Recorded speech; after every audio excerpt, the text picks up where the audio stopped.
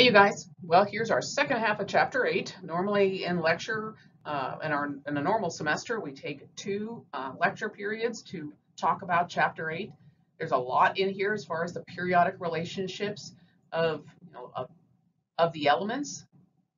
I always love the historical pictures in here. I always forget who this guy is. This guy is, I think, the one who discovered the noble gases. But anyway, let's go on, continue on with chapter 8. We're now discussing more characteristics or descriptors of the elements of the periodic table. One of those is ionization energy. Ionization energy dictates how easily an element, an atom of that element, forms an ion, a positive ion. Ionization energy is the minimum energy required to remove an electron from a gaseous atom. So ionization energy, it's endothermic. You see it right here. It's on the left side. So energy goes into this atom, and that electron is kicked out. This is a positively one-charged cation that was just created. That would be called the first ionization energy. The second ionization energy is the amount of energy required to remove the second one.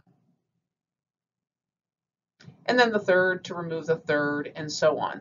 So to remove all of them, you would just add all of these together. Now, the very first ionization energy is usually lower than the second, which is lower than the third. And this is a result of the increased attraction for the remaining electrons after an electron is removed. So our first one up here was neutral. This is positive. This one was +1. So the remaining, but the protons did not change. The protons were the same for every one of these atoms. So the proton to electron discrepancy was increasing. So the protons were really holding on to the remaining electrons, and that's why the ionization energy was increasing. So as far as the size is concerned, if X was this size, the size of X plus 1 is smaller and then smaller. Remember, the cations get smaller as they lose electrons. So this table out of your textbook shows the first, second, third, fourth, fifth, and sixth ionization energies for selection of elements. If you just check out the trend, you can see that the first ionization energy is always less than the second, is always less than the third, is always less than the fourth. Now, what's odd is that you do see some jumps, some really big jumps. This 899 for beryllium to lose its first electron, and then about 1700 to lose the second one. So it's almost double. But then we go to much more than double. And when you see this occurring, it's because the amount of energy needed is so great because you're trying to break into the noble gas core. Beryllium is an alkaline earth metal, and his electron configuration is 1s2, 2s2. So the first and second electron are not too bad to lose, but then when it wants to get into the noble gas core, that's when you see the jumps in the amount of energy required. So if I choose any element on here, say fluorine, for example, and I go first, second, third, fourth, fifth, sixth, I don't know, they all look kind of the same to me. Where was there a situation where it was trying to get into the noble gas core? Well, let's write the electron configuration. 1s2 for fluorine, 2s2, 2p, I believe it is 5. So it would have to be getting the sixth.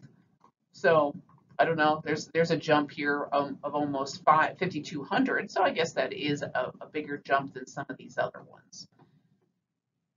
And another example of this, look at phosphorus. Phosphorus, he's going along okay, he's losing, and then here's a big jump, and then here is a huge jump. So that would be the sixth ionization energy for phosphorus. 1, 2, 3, 4, 5, 6. So that was getting into the neon noble gas core when you were trying to do that. So the ionization energy is a descriptor of the elements that shows how easy or not easy it is for an element to lose an electron. If you look at the noble gases are quite high in reference to metals. Metals have much lower ionization energies here. Here is a metal. A metal, they have quite low comparatively. So here's sodium, is pretty low. Potassium's pretty low. That's because they like to just lose, they can lose that one, and that's okay. But as soon as you try to get into the second one, these are all alkaline earth metals, they do not want to lose that second one because you're trying to get into the noble gas core. So again, one of these funny graphs, just overall, there is a trend as you go from left to right on the periodic table that ionization energy increases. Ionization energy increases as you go from left to right. Ionization energy also increases this way.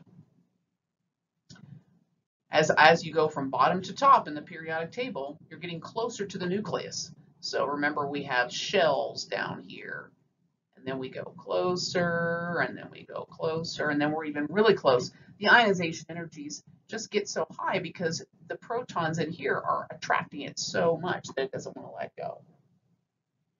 As far as going from left to right, we're increasing our ionization energy because we're increasing our number of protons. Yes, our number of protons.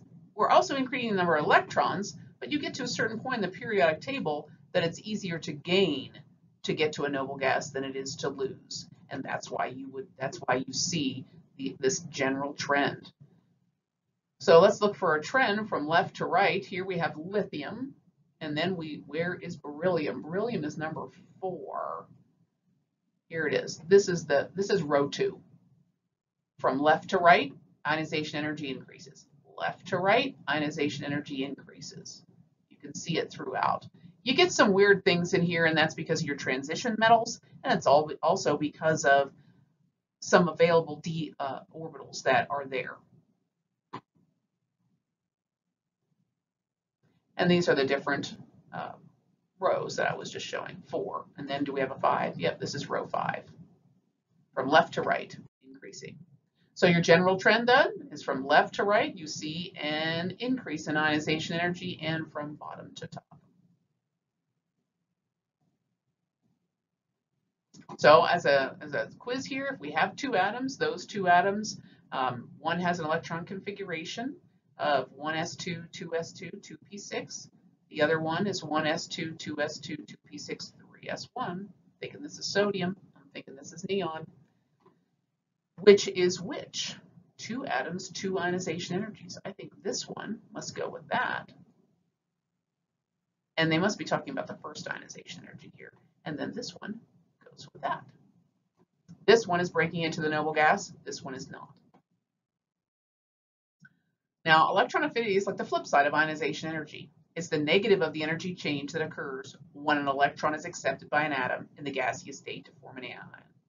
I know that sounds kind of like Greek, but this is just saying that F, like fluorine, if he's by himself, he's not F2, he's just a fluorine atom, and he's a gas. He does like to gain an electron for sure to become fluoride. Very common. Because fluoride would much rather be reduced than oxidized. So when we say that the electron affinity is the negative of the energy change that occurs, there's an energy change that occurs right here as an enthalpy, and it is negative. Negative means exothermic. It means it's going down to a lower energy state. But electron affinity is just taking a negative of that negative number. It makes it a positive. And then when we put numbers for these electron affinities to the elements on the periodic table, then you can see a trend. There's that number. There's the electron affinity that's now made positive. So oxygen, there's a number. Exothermic, because oxygen doesn't mind gaining electrons and actually wants to. That's why you have this negative. The electron affinity is defined as the negative of that. Now, looking at these 2 numbers, what does that indicate?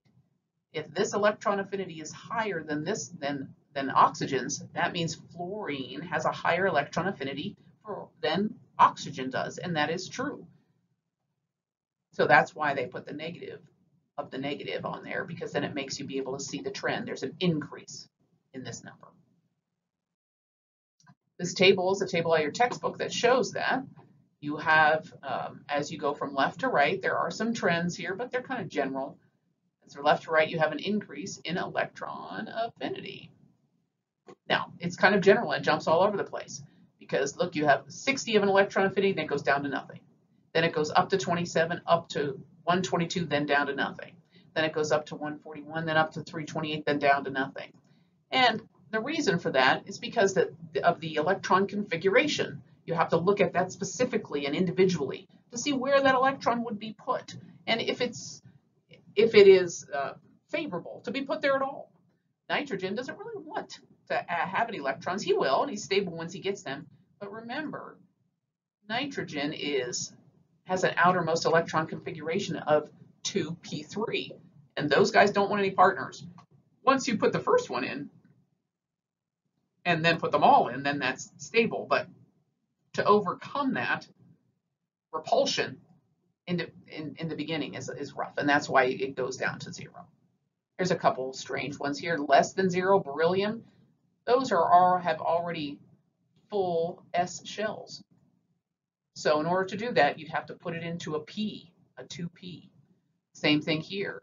Calcium starts to get a little bit more, and I think that's because the empty shells or empty spaces are so far away and there's less repulsion. Neon, much less than 0, again, because they're all full. Nitrogen, we just talked about on that one. So how would we say this? The more negative or positive the electron affinity, the more favorable it is to gain an electron. It's the more positive. So that's why this guy's very positive and this one's positive, because they really like electrons. So I'll let you guys play around with Fun Sheet question number 9. We just talked about the periodic trend on the previous slide. To write an equation representing an electron affinity, you just have your substance, and then it gains an electron to make whatever anion. The delta H for that should be negative if you write it this way. Now, given our description or definition earlier, since electron affinity is the negative of, you might also see it written like this. So I'm just flipping it. And now your delta H for this is a positive number. So now, looking at this question about sulfur, remember I said look at the individual electron configurations and see how likely it is that sulfur would want to gain an electron, and if he did, where would he put it? Now the last half of this chapter is just pure fun. It's just looking at the elements, looking at the groups, and then seeing what they do and what they look like. This is called descriptive organic chemistry. And it's almost like being a medical student, because you can explain some things, but a lot of times you just have to memorize everything. So we are going to memorize what the alkali metals do. They form +1 charges. They like to react with water explosively, as we know, to make hydrogen gas. And they react with oxygen to make oxides in this ratio. Because remember, M becomes +1, oxygen's -2, and that's why you get this formula. So as you go from top to bottom, you will get an increase in reactivity of the alkali metals. That's because your electron in cesium is much further out. Remember, our numbers here, our quantum numbers, would be 1, 2, 3, 4, 5, 6. So in cesium, his 1 valence electron is way out here and is not paying much attention to the nucleus, so it's very easy for it to be lost. How about group 2A elements? Alkaline earth metals, they like to form +2 charge. They do not react too much with water. Some do though, but you might have to have it in the gaseous state. Now for liquid water, looks like calcium will react with liquid water. These need some more energy, and this one doesn't react at all. So the alkaline earth metals, calcium, strontium, and barium, will react with water readily to form the hydroxides. So that's why these are called alkaline. Alkaline means, sorry about my writing there, means basic. And a basic solution is something that has hydroxide in it. And that's why alkaline earth metals and the alkali metals also made basic solutions. Again, increasing reactivity as you go down for the same reasons we discussed on the previous slide. Group 3A, boron, aluminum, gallium, indium, and thallium. They're all metals. They also, but then we get into some, boron is a metalloid, aluminum is a metal, and all of these are metals here. Aluminum can react with oxygen to make an aluminum oxide. That's what's on the surface of your aluminum foil. It's hard to get aluminum to react sometimes because it's got this oxide stuff on the surface. But when you do get it free, it does react with an acid solution to make hydrogen gas, just like the others. Group 4A elements, carbon, silicon, germanium, tin, and lead. They also react with acids. Group 5A elements, nitrogen, phosphorus, arsenic, antimony, and bismuth. They also, now these, we're getting into what's called a non-metal oxide. This is a non-metal oxide. When it reacts with water, it makes not a basic solution like we saw before, but an acidic solution. So this non-metal oxide, dinitrogen pentoxide, will react with water to make nitric acid. Phosphorus will do the same thing. Arsenic can make an acid, and then we start to get into some metals, and they don't act as acidic. There's our phosphorus. 6A, now we're in oxygen, sulfur, selenium, and tellurium. Oxygen's not shown because it's a gas. These, again, are non-metal oxides reacting with water to make acidic solutions. Group 7A is the halogens. The halogens are fluorine, chlorine, bromine, iodine, and astatine. Chlorine is a gas at room temperature and pressure. Bromine is an actual liquid. You can see it right down there. And then iodine is a solid. But they don't really have a lot of stickage for each other. So they will easily, you can see iodine gas in here, it's purple. Bromine gas in here, it's red. Chlorine is a gas and it's not a liquid anyway, and it's a green gas. These all undergo, they like to gain electrons. And they also form what's called hydrogen halides. So they will form hydrogen fluoride, HF, hydrogen chloride, HCl, and so on. Hydrogen bromide, hydrogen iodide. And the increasing reactivity is flipped. You notice when we were over here on the metals, we had an increasing reactivity going down. But now it's flipped. Fluorine is more active than iodine and bromine. Finally, group 8, noble gases, completely filled shells, pretty unreactive. They're called the inert gases, and they have the highest ionization energy of all the elements. Now, they don't really form too many compounds, but it was found that xenon would form some compounds. And xenon, you see, is a huge, very big, he's way down here. And I think he has some empty orbitals that if something comes along like fluorine, which has lots of electrons, it can kind of plug in here and make XeF4. You'll see that is one of, and XeF2 is another one. Oh, Xe, forgot my E. We'll be looking at these in more detail in chapter 10 when we start drawing their structures.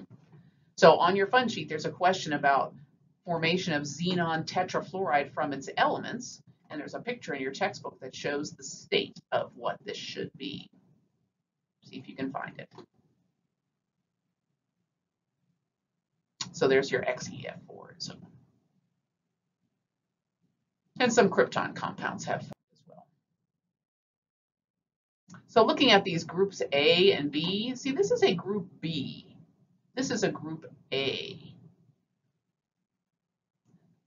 The metals in these two groups have similar outer, could it be electron configurations with one electron in the outermost s orbital. But the chemical properties are quite different due to differences in the ionization energy. So these guys are NS1. This one, this group, which is copper, silver, and gold, these are called the noble or coinage metals. These are, let's look at their electron configuration. If we did copper, it would be what, argon, that in brackets there, and then it's going to be argon 4s2. Oh, is it 4s2 or is it 4s1? Because this is an exception to the rule, 3d10. Because now this is half filled and this is filled, which gives it special stability. So the group 1b and silver, copper, and gold, copper can be copper plus 1, or copper plus 2. Remember, it can do both of those things. Gold is really just, well, gold can be plus 1 or plus 3. And then silver, I've only ever seen it want to be plus 1. So there's probably some electronic stability reasons for that, but either way, you can see why all of these would want to form a plus 1 charge.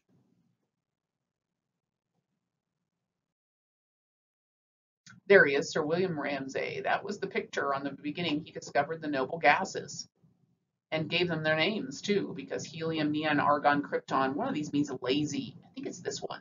On your fun sheet, there's a question that asks you guys to look up all the individual different substances and try to figure out what description goes with each element.